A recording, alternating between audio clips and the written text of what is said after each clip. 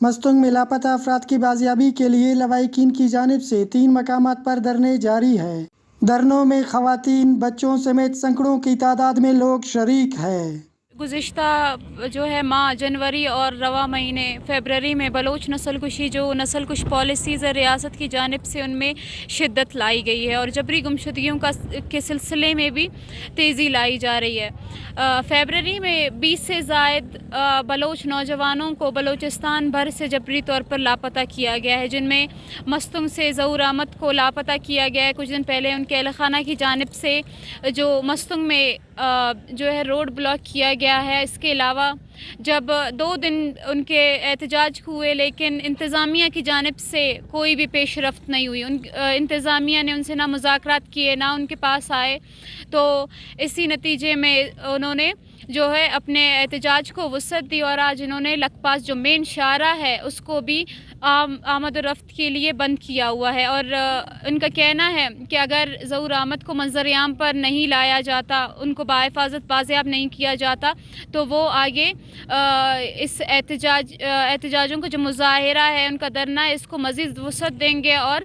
دیگر شاہراہیں بھی وہ بلاک کر سکتے ہیں۔ اس احتجاجی مظاہرے میں جو ان کو دھرنا ہے، اس میں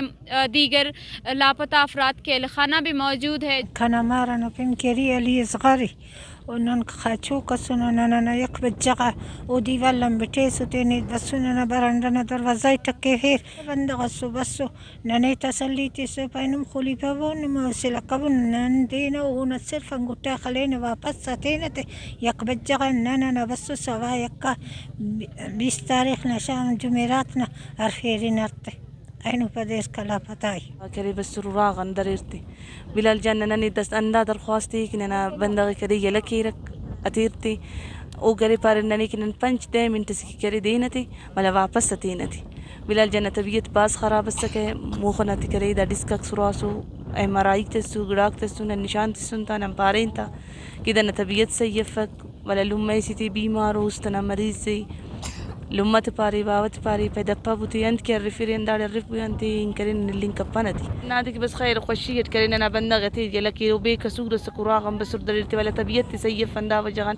نم پاننا بندغ کرین انا اتیر دوا واپس سر۔ دوسری جانب روڈ بلاکنگ سے گاڑیوں کی لمبی قطاریں لگ گئی اور مسافروں کو سخت مشکلات کا سامنا کرنا پڑا۔